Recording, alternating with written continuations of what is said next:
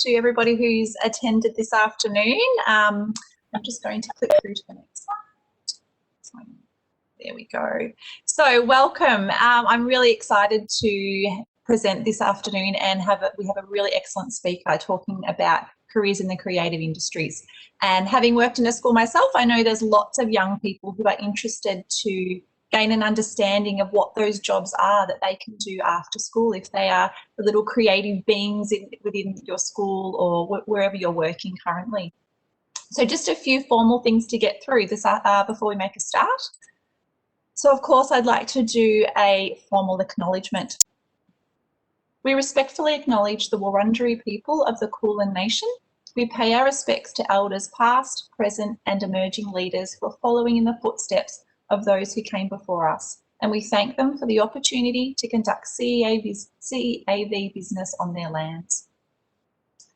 I'd also like to explain a little bit about the Industry Immersion Experience program for people who aren't aware of the concept and where it's come from and why we're here today.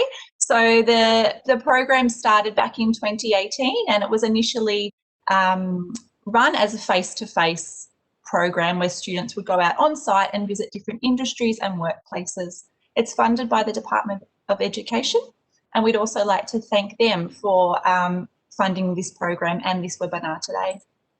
As Amelia said, they've also allowed us to use the WebEx platform so we can host this event. So in 2018, 11 priority growth industries were identified as requiring more students to develop their knowledge and interest and understanding about work in these different spaces. Creative industries, what we're going to learn about today, was one of those areas. Due to COVID restrictions, we obviously are unable to run face-to-face immersions or excursions. So like everybody during COVID, we had to pivot and now we're running these webinars, and I thank you for attending this afternoon, and I'm hopeful that a lot of your students will also be attending the student webinar that we are running tomorrow afternoon, tomorrow at 11 a.m. So it provides students and career practitioners with insight into industry and a chance to hear from professionals so they can hear about what is available, where you can study, what are the great things about working in different spaces like creative industries, and from somebody today who's worked and performed with the Melbourne Symphony Orchestra. We hope that the information that you'll take away today, that you can pass it on to students, you can also pass it on to other professionals within your school, so teaching staff. In addition to the webinars, we've developed a suite of resources, so workbooks that you can pass on to students that can give them understanding and information related to these 11 different priority growth areas. I'm going to provide you with info on that towards the end of the session, and these are also resources that can be used by you as a career practitioner, but by any teaching staff member at your school. They're really easy to use. I have a range of videos and short little activities that students can undertake to ensure they are taking away those key points about different jobs, different careers and different occupations. So what are we going to learn about today? We're going to hear from a creative industry professional, learn about the different jobs within this area and this space, a little bit of labour market information related to the creative industries area. Sylvia is going to share with us about some courses that are available to students that you might want to explain to students that are available for young people that are interested in a career in the creative industries.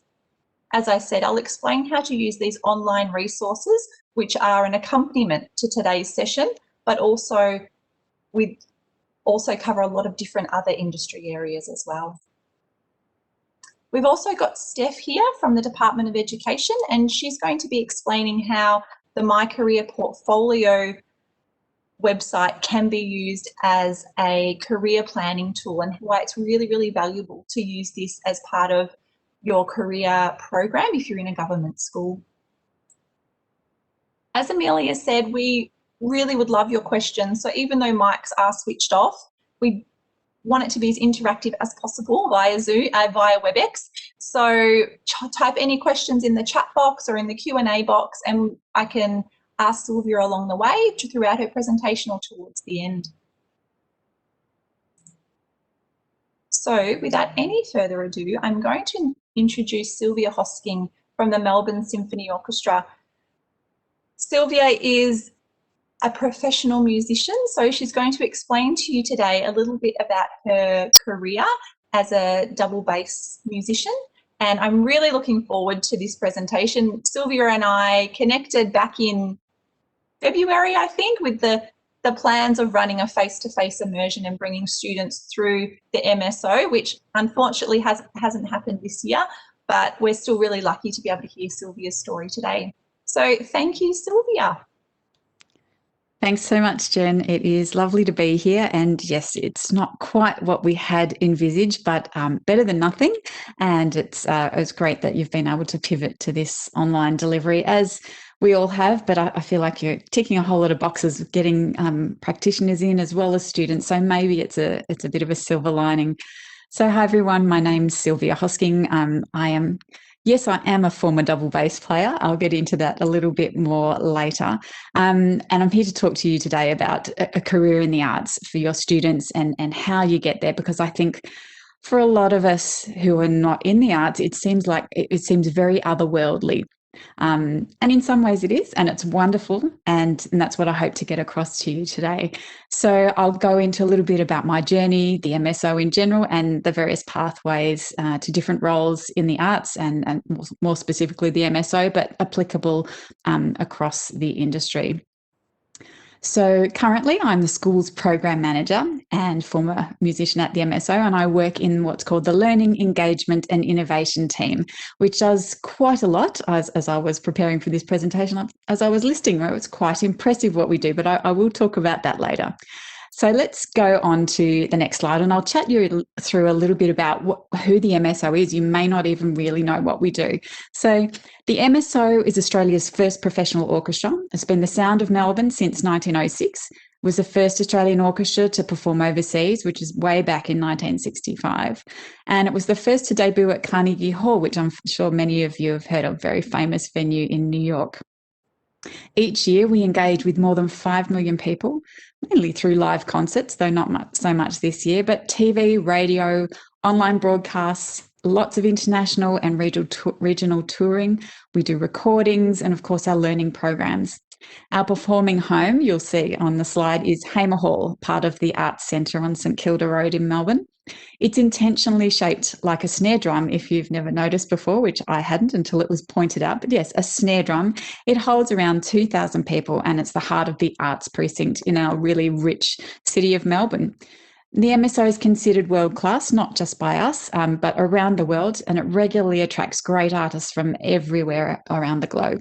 We've had amazing soloists such as Anne-Sophie Mutter, Lang Lang, Renee Fleming and Thomas Hampson. And we also still, of course, honour our great Melbourne musicians and from around the country. And we tour through China, Indonesia, Europe, and most recently the United States. So as I mentioned, our home is actually Hamer Hall.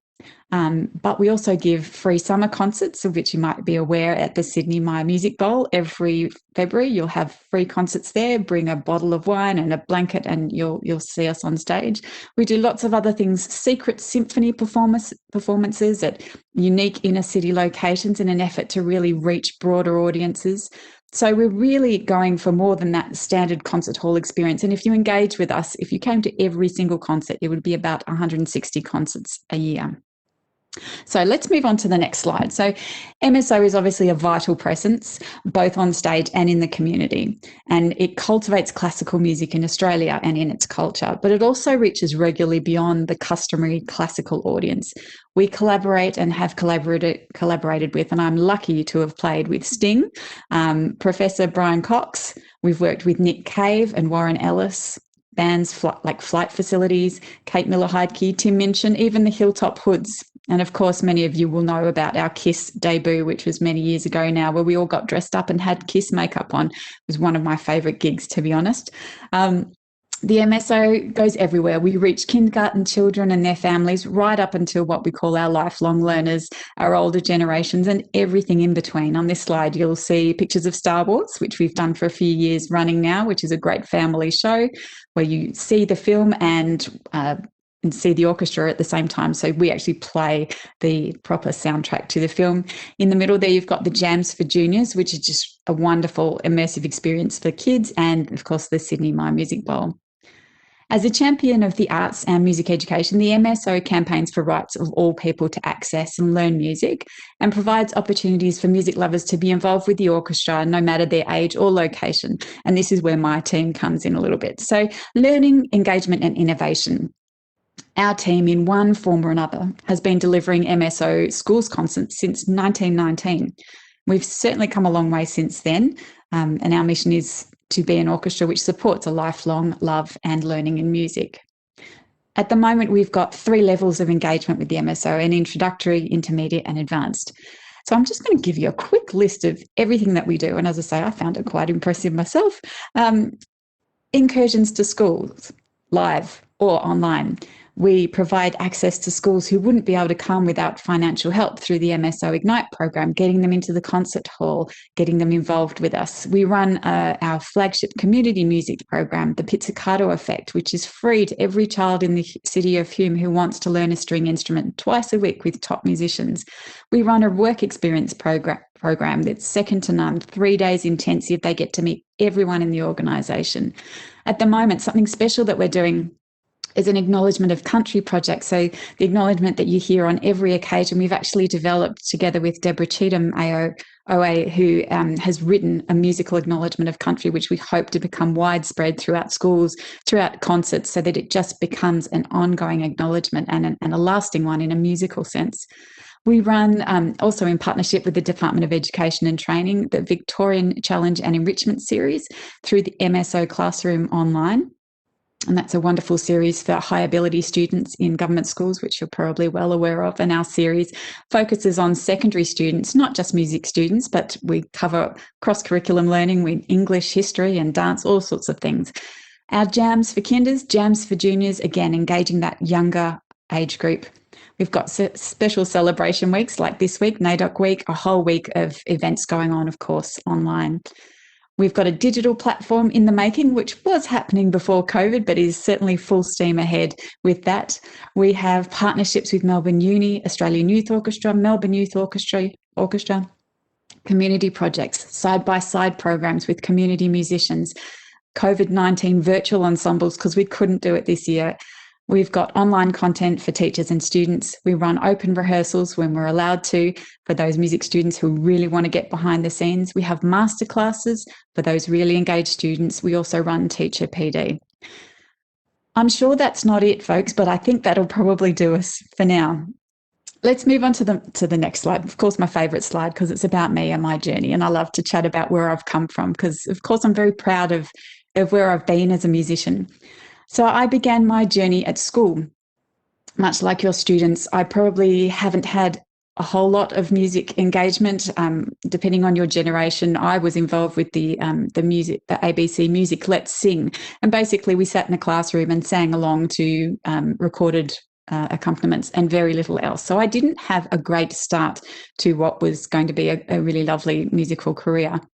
And I'm saying this, I will give this presentation obviously to students tomorrow, but I'm saying this because it doesn't mean that I was born to do this. And I really want to impart that to the kids tomorrow. So there will be some of your students who know exactly what they're doing and their direction, but some of them won't have discovered it yet. And that's the exciting thing about this.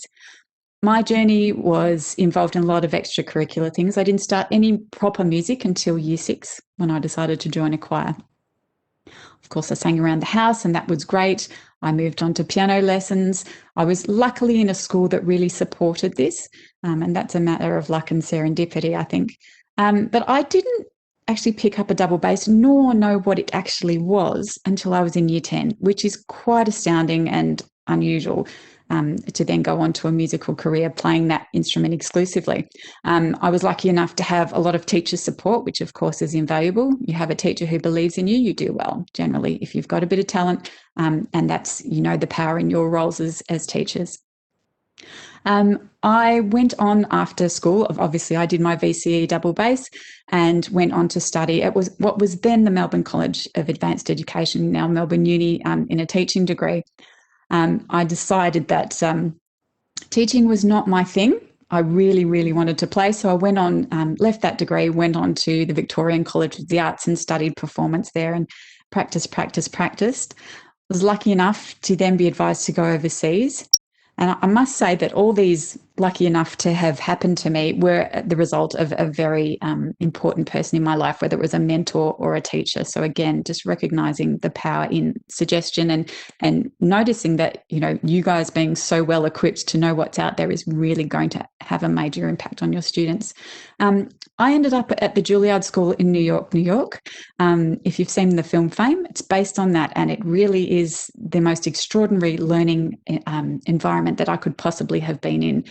We practiced and we were at school from 8 a.m. in the morning to 11 p.m. at night. It was really a labour of love. So that's my journey. It was a long journey. I spent 10 years in tertiary education before I got my job at the MSO, but absolutely worth doing. So on to the next slide. I got my job. The way you win a job in the MSO is not like anywhere else. It's an audition process, and it's a blind audition process, similar to The Voice, I suppose. But you sit there with your instrument, play. There are a bunch of people behind a screen, and they will decide whether or not you're good enough to go on to the next round and ultimately to win the job. Luckily, I was able to win that job. Coming out of New York and auditioning straight into a fantastic job, which was the assistant principal double bass of the MSO.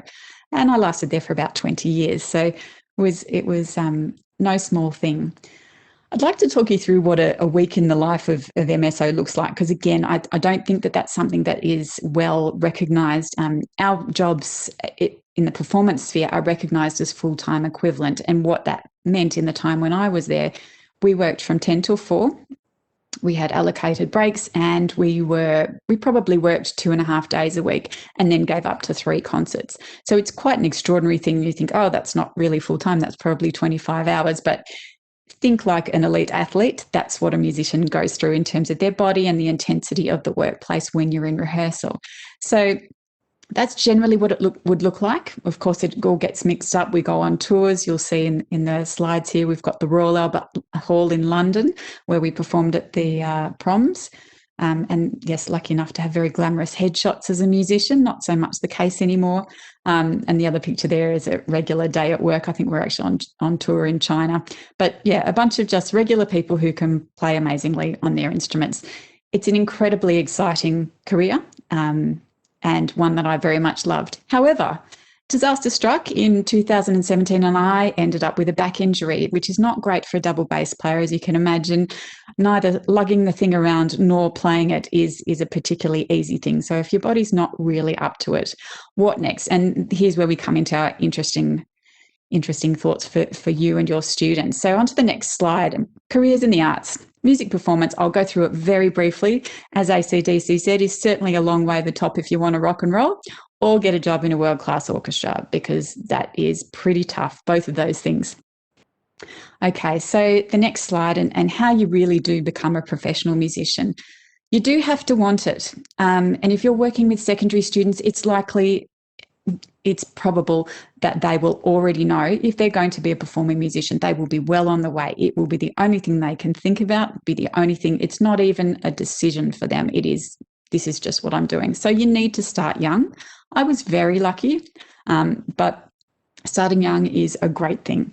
Of course, it's highly specialised. It's a different language. Most of their peers, if any of your students are doing this, will not be doing similar things at all. It's highly competitive, and as I've said, I was 10 years at college. It's probably why because I started so late, but it's an intense amount of time. I was practicing 4 hours intensively in my tertiary years at Juilliard, 6 hours with breaks. So that's a full day pretty much. And as I mentioned previously, it does culminate in an audition, and you're either successful or you're not. And there are many people who are brilliant musicians who just don't ever win a job because it's the one person on the day. And to give you an example, there are only 8 double bass jobs in the Melbourne Symphony Orchestra. I'm a Melbourne girl, don't really want to move anywhere else. So if I can't get a job there, it's quite difficult to then be employed. So once you pass an audition, a permanent musician audition, you're in, and you can be in for life. If you don't pass that audition, you can work as a freelance musician. You can be on Dancing with the Stars as a scratch band. You can work as a chamber musician, or you can go on and do something else and still keep up your playing as a community musician. Local orchestras are a very high standard these days. You can be part of a backyard band, anything. So that's it in a nutshell. So on to the next slide. So this is more for the students, but I think it's great to think about who am I and what is my involvement in life? What do I like doing? And this is really just a seed planter for students. My who am I questions, my answers were, I had no idea what I was going to do. I can honestly tell you I was a very average student, not brilliant by any stretch of the imagination, maybe an average of a C. But then when I really thought about it, when someone took the time to go into these questions with me, I noticed that actually I always perform at home, alone in my bedroom. I might sing, I might pretend that I'm singing on stage. I've made up shows for guests. I always like the limelight. I like singing, I like music and being part of something. I was always on stage on the camp talent night, and I liked being a bit different and a bit special. So there was already some evidence. Once I started playing, I was really interested in the feeling that I got performing, and I realised I needed to do something that I love and live my hobby. It's not the same for everybody. My life goals, I had no idea again, but again, that's seed planting. It's age dependent. For me, I put one foot in front of the other. I did the next right thing, didn't look too far ahead, and I went with my gut instincts. And that's what I would be certainly advising for any student. So on to the next slide. It's just a really cute quote. Hillel the Elder, he was a Jewish religious leader, sage and scholar. If not now, when? My yoga teacher told me that and I looked it up. It's so important for the students to realise, I think, and you will know this, I'm not telling you anything you don't know, but this is their time. They don't need all the answers, however, and I'm really clear on that for myself. I didn't know what the answers were, what I was going to do. Even in year 12, I was like, I have to do music, but I don't know exactly what it is. But I felt that it was just important to keep asking questions and to put the effort into any opportunity that presented itself, whether it was within school or outside school. Okay, so onto the nitty-gritty. The next slide shows us where you can actually go if you've got students who need music performance. And I will skim over this because, as I say, if they are in this category, they will know that that's where they want to go, and their private violin, double bass teacher will be leading them in that direction. They will need VCE music, and they will need to complete a successful audition to get into any of these institutions. So Melbourne Uni obviously is a fine institution. There are many, many things you can do in terms of at Melbourne Uni now. It incorporates the Victorian College of the Arts and the Melbourne Conservatorium of Music, and it has a lot of performance opportunities. It also incorporates some of the other areas, which I'll talk about a little bit later. Monash Uni also has a Bachelor of Music, and again, you need an ATAR of about 70 plus a successful audition to enter into that course. Australian National Academy of Music is really for the cream of the cream of the cream of the crop. It is a very small cohort, and if you have someone young and brilliant, they might well end up there. But as I say, they're the kids who probably already know what they're going to do. But let's talk about the kids who like music, but they're not going to do any of the above. The next slide talks about loving music, but not the stage. There are a lot of people who are in that category. They want to be involved. They have no idea how to stay involved. And it's really important to cultivate the music. And as I was preparing this, I was talking to colleagues and saying, what do you love about what we do? And it actually brought a tear to my eye. It is really that investment in something greater than yourself, and an investment in music as the greater good. In terms of hard skills and soft skills. So we obviously need to talk to that a little bit. Everyone here will be well aware of what hard skills are there that are required. And of course, they're learnt skills. They're not skills that students will necessarily have. It's more about the soft skills, which we want to look into, the non-technical skills, which enhance the performance in the workplace. And from my experience coming from from the stage into the office with no other training other than performance, this was really eye-opening to me. So again, this is something that you're all aware of, hard and soft skills, so I won't get it into get into too much detail here, but yeah, just to remember that I was a musician, never trained in anything else, and I learned to do this job. I learned the hard skills along the way, and I applied them daily. Okay, so let's go over to the next slide, and we're going to talk about the options in a company like the MSO. So first up, operations. These people are supremely organised. They are incredible with time management and clear thinkers. In terms of the specifics of the MSO, they take care of the musicians. They put up the signage. They work with the logistics. They make sure there's parking. They basically project manage every concert that we do. They are backstage during the shows. They make sure our people are okay. They call the casual musicians. They pay them. They do all the nitty-gritty things, working a lot with spreadsheets. So students who are really organised, again, who probably have, would like to be on stage, but actually would like to be behind the stage, these are great things that they can get involved in. And it is a very tight and tough job at the MSO. We all work really hard. I don't think that's unusual in the arts. And I would stress that if you do have students who are thinking about this way, it is a lot of work for little money. But as I say, the investment, the personal investment and the belief in music as a power is really quite strong. On the side of this, also part of the operations team, are also special projects. They are attached to this team, and they run the gigs like KISS and the Harry Potter and the Star Wars and the Kate Miller Hyde Key and the Little Mermaid and all the little festivals that we might do.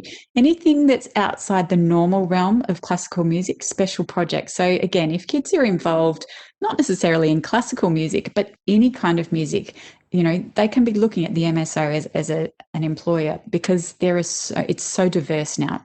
Perhaps not so 20 years ago, but these days we're really catering to the broadest audience that we can. So that's ops and special projects.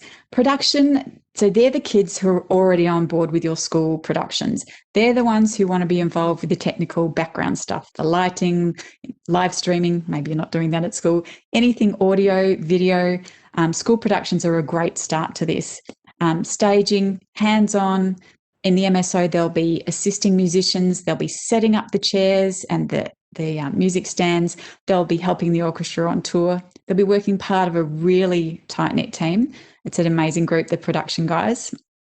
And this is something you can actually do, as I was saying before, the Melbourne University have a lot of diverse ways into the arts, and that's certainly where I'd be sending most of your students, just to have a little look. There are far too many of the disciplines for me to mention, but production is a big part of that, and they cover both music, drama, and anything else you can possibly imagine. I just want to stop here a little and give you a bit of a personal example of our current orchestra manager, whose name is Helen. And her background was a Bachelor of Business Management. And I found through my research for this, that's not an unusual thing for someone to do as a start off to then go on to the arts.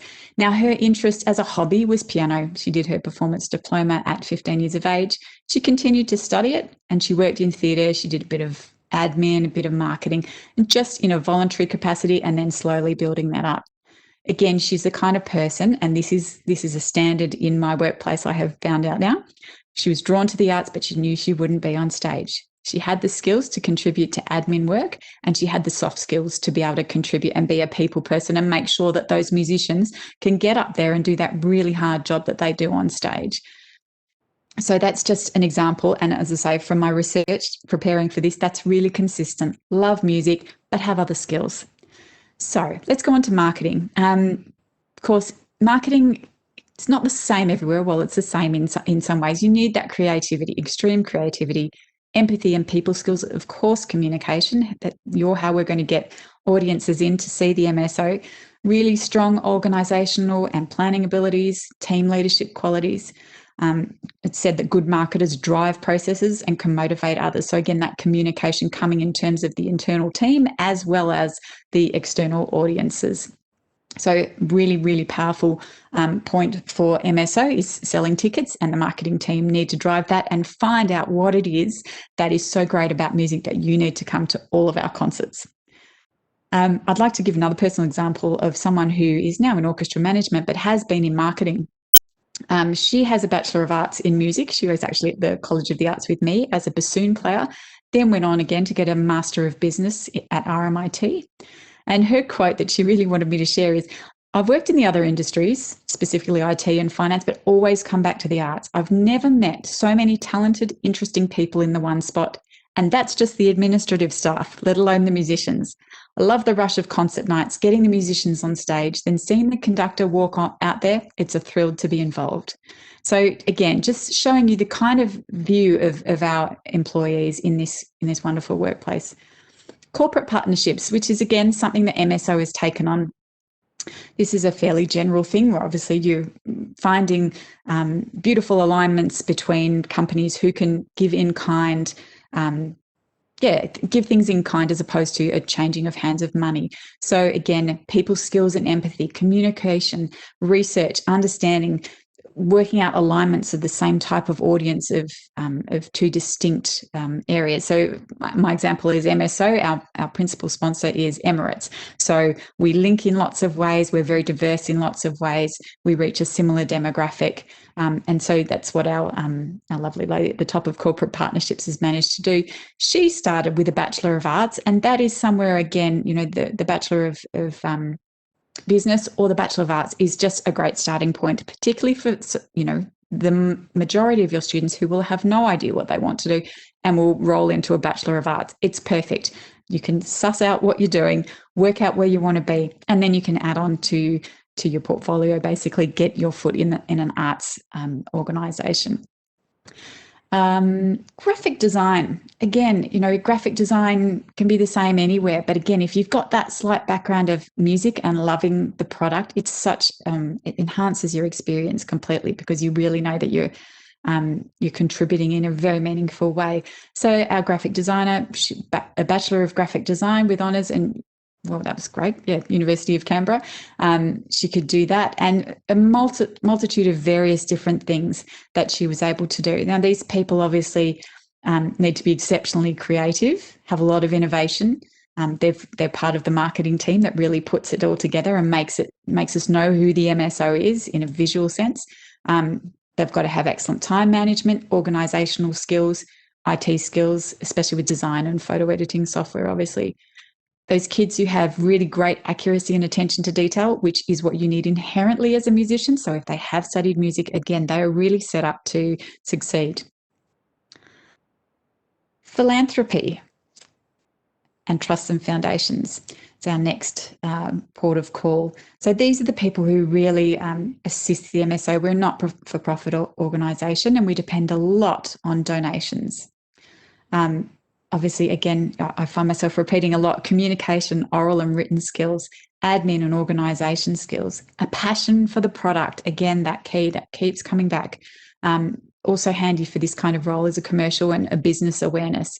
Really, really helpful. The people who work in this department are interested in helping people with a lot of money know where's the best place to put it. It's a really, it's a generous role. It's a helping role that, you can talk the talk and you can understand who the MSO is and see exactly those people really want to contribute to the pizzicato effect. They're interested in developing music in young people who would never have the opportunity were it not subsidised. So it's a lovely kind of relationship building role.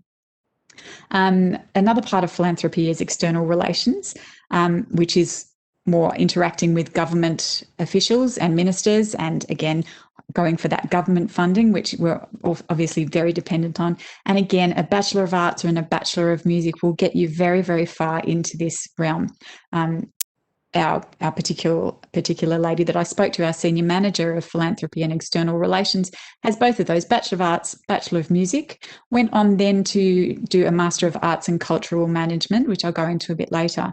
Again, she was a dancer for 21 years, did subjects like theatre studies and had no idea where it was going. She's always liked creative roles and has ended up at the MSO.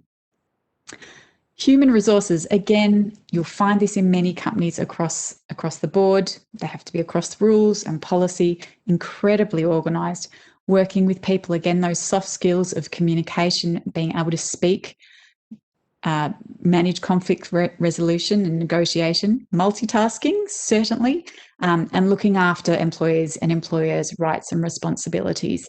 Again, not specific to the MSO, but if you have a love for music, going to be a great start for you. We actually currently have a vacancy in the data analyst and sales role.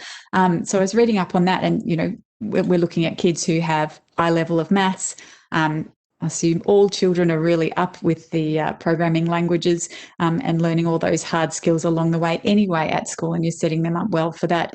They need the ability to analyse, model and interpret data, problem-solving skills, which is a huge part of what we're teaching these days in schools, methodical and logical approach, which will have those kids who have those brains in that sense, the ability to plan and meet deadlines.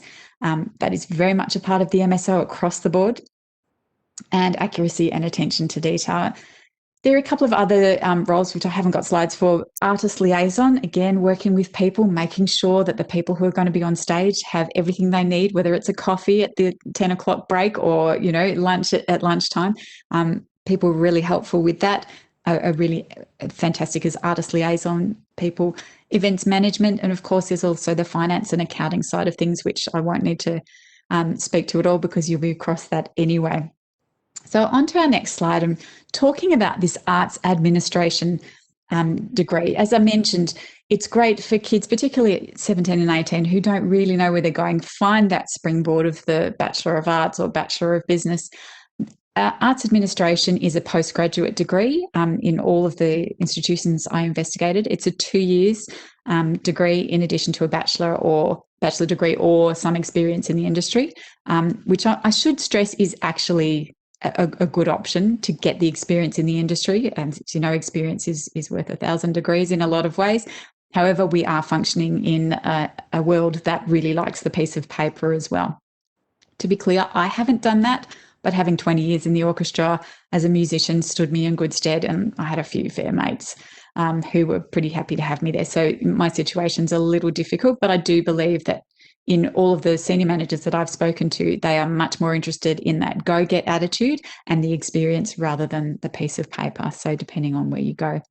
So if you do the Arts of Administration course, you find that the career paths that you can actually apply for after that are very broad. Of course, they have a focus on the arts, community and policy development and engagement, and they could include roles such as an arts officer in a local government, community officer, perhaps policy advisor to government. It could be a management for cultural and artistic institutions, or a festival manager, really exciting creative stuff, a curator in general, or a freelance artist. It's really, really great thing to be doing. Some of these are less permanent roles. Obviously, festivals are less permanent. Freelance artists is less permanent, less secure, but it depends on the type of student. So let's get to the nitty gritty of this course. On the next slide, I've got the various institutions that students can investigate this. So there are quite a few. Deakin Uni has an arts and cultural management course. Melbourne Uni, of course, as well. RMIT has a very good one, which is a master's. So again, just down the bottom of this slide, this Bachelor of Arts will get you anywhere in all universities, obviously.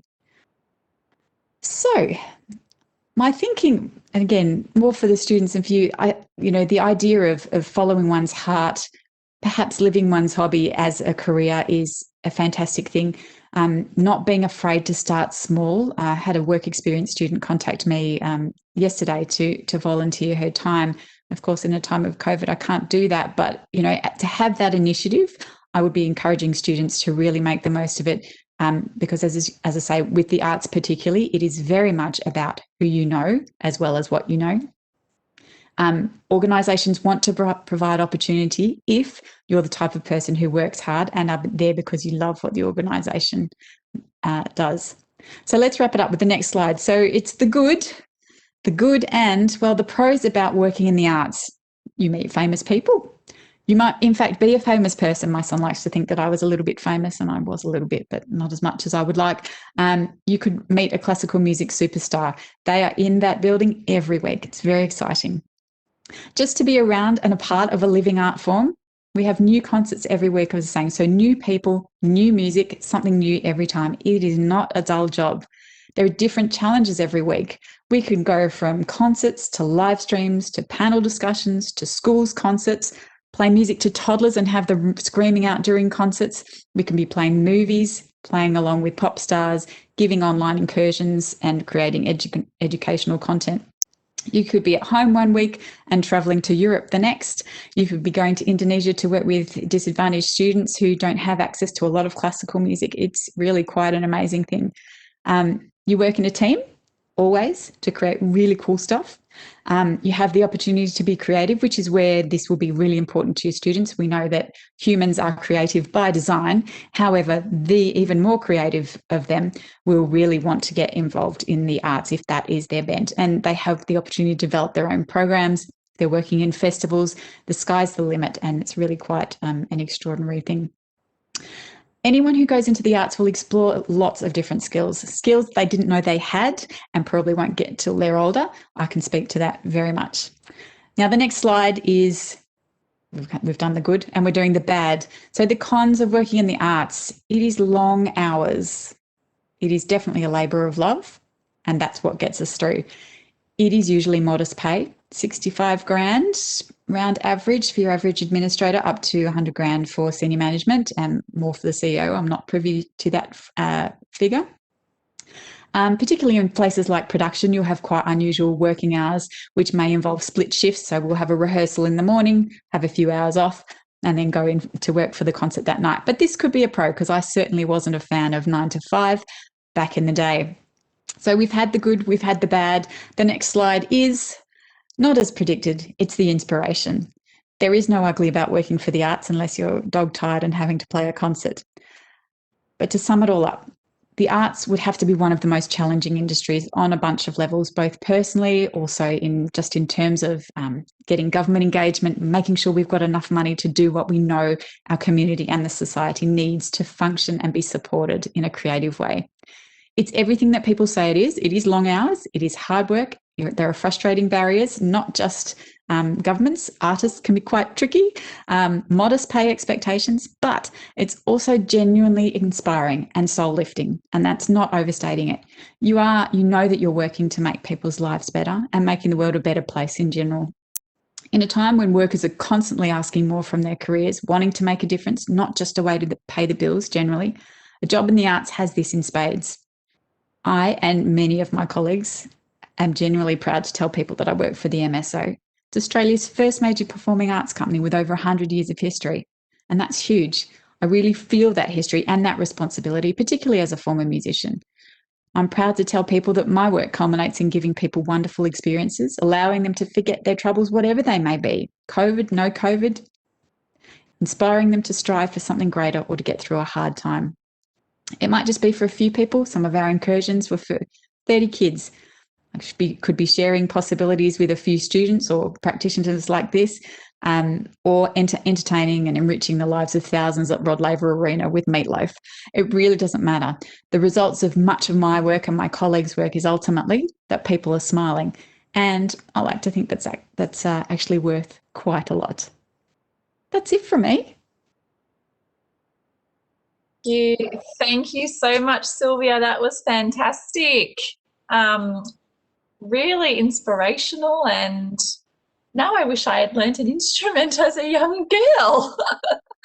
It was fantastic to hear all of the different areas within the creative arts that students who may not want to be on the stage can also pursue. I think that was really enlightening and thought-provoking, because often when you're working with students and they're so focused on wanting to be a performer, it can also be good to say, oh, also you can think about these other opportunities too, and for the kids that maybe don't want to perform. So you really highlighted how those students who are great communicators, students who are the visual students, can also work within the MSO or other organisations in those creative spaces. So thank you. We did have one question which I'm just going to read out. It says, I note that Sylvia says that VCE music is essential. If a student has completed a grade 7 or 8, or above of AMEB in their instrument, but not VCE music, can they still pursue a degree in music, or will they be at a significant disadvantage? I don't think they'd be at a disadvantage. They certainly, I think VCE is a requirement. It will ultimately hang on the audition for the given institution. But I would suggest, and look, I could well be wrong, brilliant students who've achieved that level and, who are obviously amazing at maths and all the rest of it and don't want to pursue that in year 12. I don't know, they won't be disadvantaged. If they're a brilliant violinist, they'll be a brilliant violinist without that VCE music. For someone like myself, however, I needed those grades and music was the way I was going to get there. So, yeah, no, absolutely. And I guess it depends if the prerequisite for that particular uni course has VCE music as a prereq as well. So I guess that would be another consideration, which your year 10 to 12 students, if you're working with those students, just make sure that they're checking their prerequisites in the course guides for the different unis that they're interested in applying for. VCE music, certainly, as I teach double bass instrumental, it's such a broad range of levels. So if you've got someone who's done grade 8 AMAB, that's actually beyond often what's required for VCE. There's quite a range of levels. So, yeah, but I would certainly, don't just take my word for it. Do check what the requirements are. Yeah, check with the institution. Yeah, great. Excellent. Any other questions? If anyone else has got a question, feel free to pop it in the chat box. We're happy to ask anything. I just had a question though whilst you were speaking. I'd love to know, and I'm sure some other people in the room would love to know a bit more about the Ignite program and the Pizzicato program and how to get in touch with the MSO about those opportunities and the work experience opportunities that you offer. Yeah, sure. So MSO Ignite is for primary schools only. So I'm not sure how relevant it is to this audience, but yeah, it is a program where we'll actually subsidise ticket prices.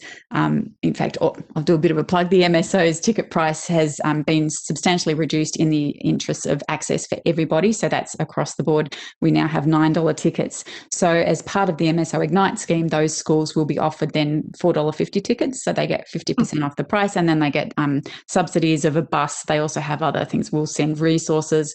We're now doing online incursions free of charge or 50% off, depending on which tier of that program that they're involved in. So yeah, it's part of MSO's very much view of access for all. And so that's a program that I run. So it's very close to my heart. The Pizzicato effect is for students in the city of Hume. Anybody is eligible from grade 3 up. We tend to take kids if they're just starting off in the primary school years, because it's very difficult to start an instrument and work in an ensemble. So we teach in a group setting for that program as opposed to individualised lessons, and they get classes twice a week. And again, that is if the child is living in the city of Hume, all they need to do is get in touch with me and be placed on the very long waiting list, I'm sad to say. But we have 70 students coming from about 25 different schools to our hub school of Meadows Primary. Yeah, great. Yeah. Thank you. And Dave's popped in the chat box for everybody the link so how you can get in touch with the education team at the MSO, so you can follow that. We don't have any more questions, but Sylvia, I'd like to say thank you so much. I think you really explained how there's so much longevity in a career in the arts, and even explaining what the full-time equivalent, what the hours look like for somebody working in that space. So thank you so much for your time this afternoon. If anyone does have any questions and they would like to pop them in the chat, we can get Sylvia to follow up later, but we'll also send out an email at probably on Friday with all specific links and anything else that you might like to follow up later down the track or with your students. So just moving on, we've only got another 5 or so minutes, so I'm just going to quickly discuss with everybody who's in the room regarding the online resources that you can use with students as an accompaniment to learning about careers in the creative industries. So as I said, with no face-to-face immersions able to happen this year, we have developed a suite of online resources which you can access for free via our website. They are open to everybody. Every school sector can access these, download them and use with students. So the modules are designed to provide insight to young people about different occupations and roles and what it would be like to work in different industry areas, so without them having to actually step foot into a workplace. So there's links throughout the booklets with real people who are working in different jobs. So each booklet is around 20 pages long, and most of them have, I think, I'd say 12 to 15 short YouTube kind of clips which students can listen to and hear from people working in different jobs. To enforce their learnings, we've set a number of questions so students can type their responses into these booklets. They're editable PDFs. So students watch the video, answer some short questions, type their responses in, and then you can save those documents, or students can save those documents and then either forward to you for review or forward to another teacher or upload to the electronic portfolios to review at a later date. We've got short activities in there, but we've also got some activities which encourage students to prepare for work experience. So getting them thinking about where they might like to do work experience. Maybe it is the MSO, maybe it's somewhere else. So they have a think about and jot down a few different places and contact details of different organisations they might like to work. There's a Job Outlook activity there, which, as we all know, the Job Outlook resource is so useful for young people. So it's really great to get them using Job Outlook, and we're asking them to complete a short activity to reinforce their learnings again. There's a short table at the end of each booklet. This is regarding VET courses related to the particular industry area that the booklet's about.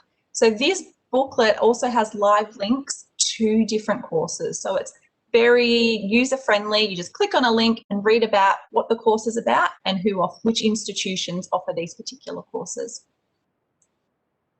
There's also interviews with students who are undertaking VET. So we all know students love to hear from other young people, so they can hear from young people through these little live video recordings of why they love VET, why it's important, and how it's adding to their VC or VCAL experience. There's a pathways planner, which is really handy for career practitioners and educators, but also for students and parents to get a good overview and snapshot of what career planning can look like and what's the terminology all about. So there are 11 different resources that are available in all different areas. As I said, they are completely free to use. We've designed them to be used by as many students as possible. So far, I think we've had about 2,000 downloads, so I'd love to see that number increase even more. Use them with your students for virtual work experience, or even if you've got some time towards the end of this year as things are winding down a bit, you might want to pass the link to these resources on to year level coordinators as they plan for year 7, 8, 9, 10 transition type days. So the resources are available for everybody to use. We're also going to provide a link to a survey, a short survey regarding the webinar this afternoon. So I'd appreciate if you could complete that so we can grab some feedback. But before we finish up, we've got Steph here from the Department of Education, who's going to provide an overview of the My Career Portfolio function. Steph, if you would like to take over. Great, thanks, Jen. And apologies in advance, I've had some internet issues due to the weather that's around at the moment. So if I drop out, Jen, please feel free just to jump in and let me know if you can't hear me anymore or anything like that. So no problem, Steph. We can hear you perfectly now. Awesome, yep. Thank you. Okay, so as Jen mentioned, I'm just here today to give a little bit of information about the My Career Portfolio resource, which is a resource for government school students. So my apologies to anyone here from a non-government school today. That it is only available for government schools. But just before I give a bit of outline about what My Career Portfolio offers, just a quick background as to how and why we developed it. So it's part of a suite of initiatives that the Victorian government is investing in to reform career education in Victorian government schools. So the government's invested 109 million over 4 years, and we've got 26.4 million ongoing to support the rollout of these initiatives. So My Career Portfolio was primarily developed to provide government school students with an online dynamic and engaging resource to help them with their course and career planning, and to help facilitate their conversations with their career practitioners and their parents around their career education journey. So there's, I guess, 3 core components to what My Career Portfolio offers for students. The main part of that being an online career action plan. So there's a template for each year level for 7 to 12 that they can complete. It also provides a one-stop shop for them to store all their files and links related to their career exploration. So we encourage them to upload, for example, samples of their schoolwork that they collate as they go through their school journey, awards, resumes, your Year 9 students who participated in the My Career Insights initiative and who've done the Morrisby assessment. We encourage students to upload a copy of their report into My Career Portfolio as well. So it's all in one place and easily accessible for them. We also provide a number of information sources, websites to support their course and career exploration. So we've got a couple of locations within My Career Portfolio where they can access those kind of resources. And for careers practitioners who have access to the system, it provides you with an easy one-stop shop access point for your students' career action plans, and you can also access any of the files that they've uploaded in there as well, which is really handy. Thanks, Jen. Next slide. So it's a really great complementary resource that you can use while you're taking your students through the industry immersion modules that Jen mentioned earlier. So being an online resource, it's been a great support while remote learning was in place. You know, if we hopefully we won't find ourselves in that situation again moving forward, but you know, it is that is a benefit of it. If we do find ourselves in that situation again, it can still be accessed anytime that students need it, and can also support your online teaching as well if we find ourselves in that place again. So the workbooks that Jen referred to, the My Files section of My Career Portfolio is a great place for students to store a copy of those once they've completed them. And the workbooks are also a really great support for students when they're developing their career action plan. So the templates for the career action plans include a number of questions that encourage students to reflect on their work-related learning activities that they have completed. So if they've done a lesson around one of these modules, please encourage them to use what they've learnt in that session and via the resources in the workbooks to then go back to their career action plan and reflect on that and use what they've learnt to help them progress development of their CAP. Oh, sorry, just before I move on to the next slide.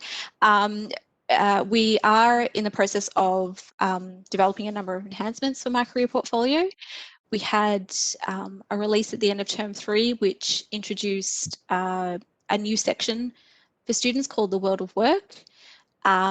At this stage, it's just there's I guess the initial building blocks of what that section will be, but it's going to cover a range of topics related to the world of work. So how resources to help them discover courses and careers, information about labour market trends, information about employability skills, how to find a job, those kind of things. So that section, if you log in and look at it now, is just the initial stages, but keep an eye out. There's more enhancements coming for that later this year and into 2021 as well. So encourage you to have a look at those, and also definitely encourage your students to check them out as well.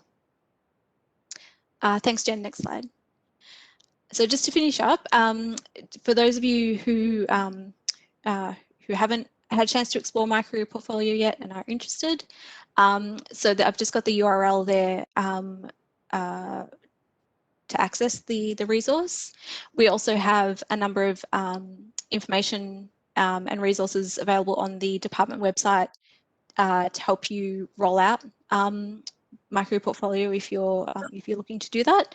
That includes information relating to EduPass access.